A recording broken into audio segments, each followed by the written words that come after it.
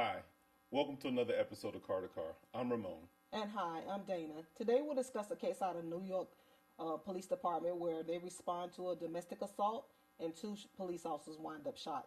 So we'll look at the video and we'll come back and discuss.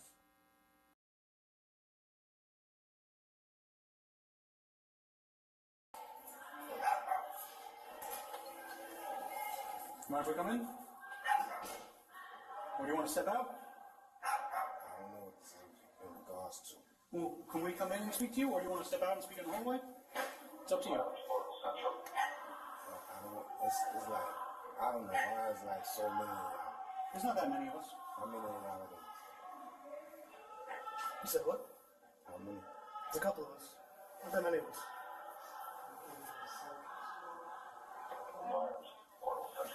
You open the door? What's going on? What incident that happened today, or? What's going on, man? Fine, man. So, all I said, you guys had a bit of a disagreement today. Alright? I guess, just keep your hands out of your pocket for me. Okay. Alright. I guess at some point she fell, hit her head, she had a little bit of pain in her head.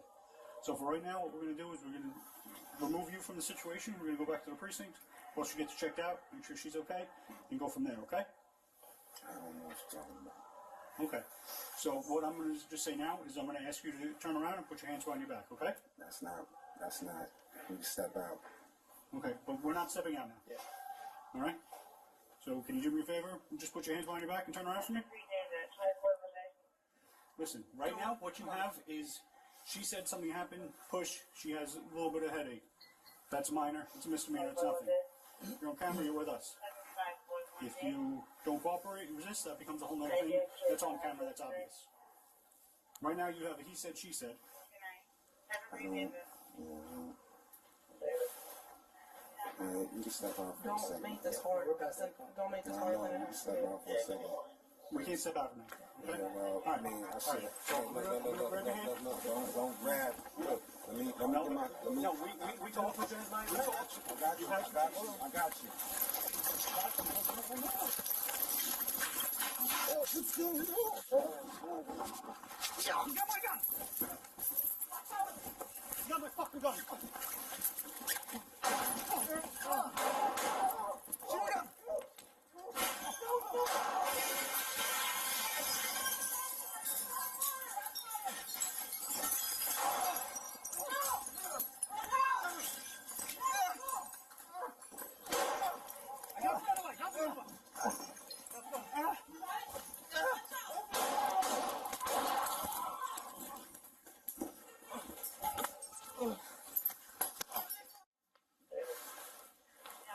You can step out for a Don't second. make this No, hard. we're past that point. Don't make this I hard. know, you can step out for a second.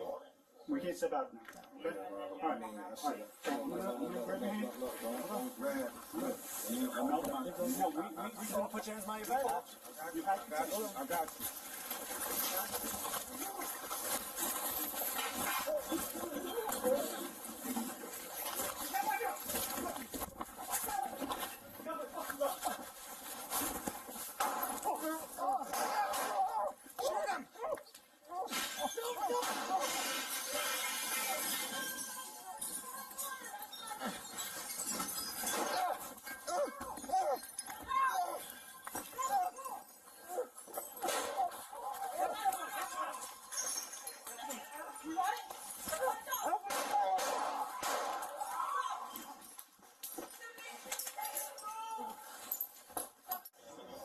We can't step out now. Okay? Alright. Don't grab. Melvin? No, we don't put your hands behind your back. We talked. You had to. I got you.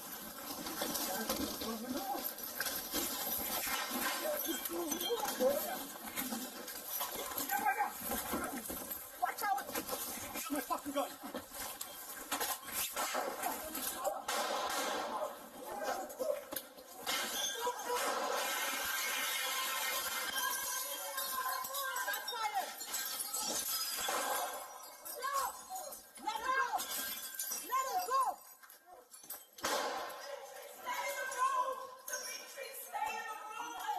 Watch out!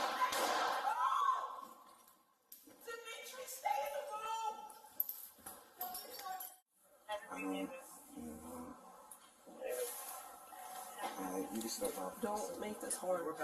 Don't make this hard than it has to be. We can't step out of here. Okay? I mean, all right. Look, don't grab. Look, let me get my. No, we don't put your hands by your back. I got you.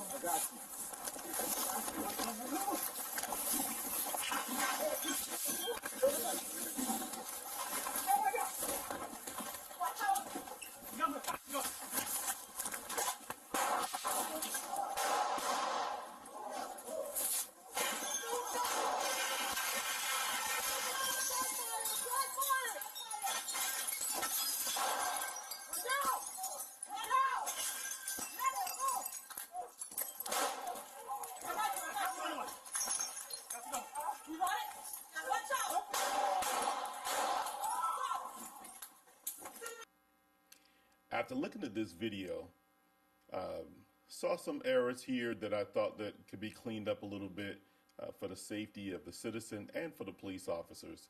So in this case, you see the 4 or 5 police officers responding to an apartment complex, which is already very tight. And so once they're able to coax their way inside the apartment, which I thought they did a pretty good job in getting into the apartment, you saw that they came to a point where they're going to make an arrest.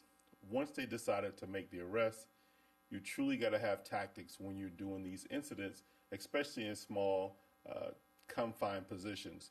And so when they went to make the arrest, you saw some initial resistance from the offender who was to be arrested or taken to the station.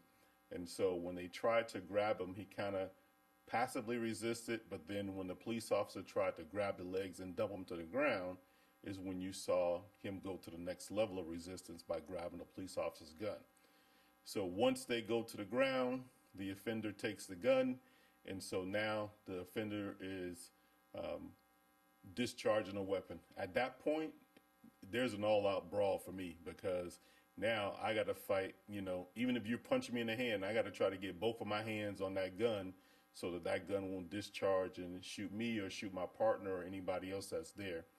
So then you also see some indiscriminate shooting. You saw one of the other officers that was in the back just from a distance, like scaredly shooting at the 2 police officers and the suspect on the ground. The sergeant comes into the lane of crossfire where the police officer just discharged. She discharged her weapon.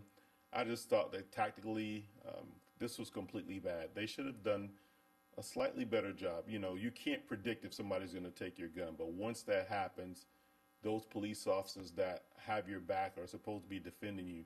You will hope that you don't potentially get shot by them. And so those are some of the things that I saw that was kind of disturbing to me. Yeah, I agree with those. And when I look at instances like this, I always look at it from an aspect of what can I learn from this? And I'd like to start off by saying to just citizens in general, a good rule of thumb is to comply.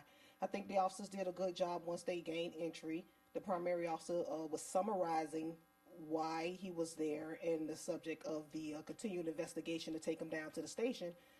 And so it's always better to comply. No one wants to go to jail, I get it, but your problems will be worse if you don't comply and you wind up shooting an officer, because obviously you're going to get an attempted murder charge, whereas opposed to an assault charge that probably would have been dismissed. But nonetheless, it's always good for the citizens to comply. With that being said, when you have multiple officers who are on a scene and have already en route to the apartment building decided they were going to arrest this subject, have a little strategy in mind. I'm going to take one arm, you're going to take one arm, I'm going to take one leg, I'm going to take one leg, or I'm going to get them, you go high, you go low, whatever you have, just have a strategy. And in the tight quarters, I would like to see all officers enter the apartment building, not some hanging outside, half in, half out, because when it's time to engage, everybody needs to be involved and not necessarily in the way.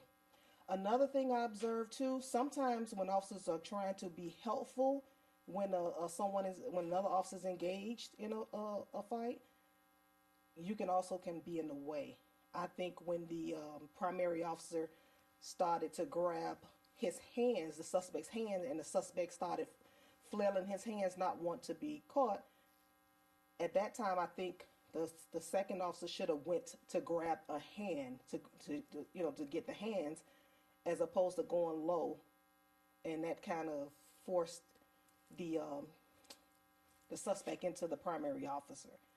But I'm definitely glad that everyone made it out alive, because it's very dangerous when officers shoot from a distance when your partners are scrambling on the floor. So if you're going to shoot, get in close contact. It's almost similar to a dry stun situation when your cartridge is, Taking off the taser. taking off the taser. You go in and you do a dry stun. But when you go in close, you want to make sure you have enough for your gun to recoil, because you don't want to cause a jam. So just be mindful of that. Don't go so close to you'll cause a jam, but go close enough so you won't shoot your partner. And so those are some of the things I observed. I agree as well. Those were excellent points. Another thing that we have to be careful of and cognizant of as police officers is that gun retention. We have to make sure we have a holster that is, I think level 3 is the highest level, which allows you to be able to make sure that if you're fighting or you're involved in any type of incident, that gun is not just going to fall out.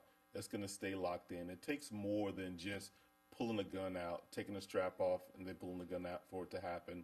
There's a, you have to press, pull back. There's certain levels of gun retention that we have to make sure that we have in incidents, so that stuff like this won't happen. And so I want to say that, that plus that with training, like, being in these apartment buildings in New York City is different from anywhere else. Your tactics have to be sound, and, even approaching the door, you have to have more sound measures when you're dealing with that, because how the door is and how you're standing approaching the door, can be deadly in itself, because when the offender came to the door, he just barely cracked the door, and so he could have just came out with a gun or something of that nature. So make sure that there's adequate training in this, and New York Police Department does a really good job of training as well.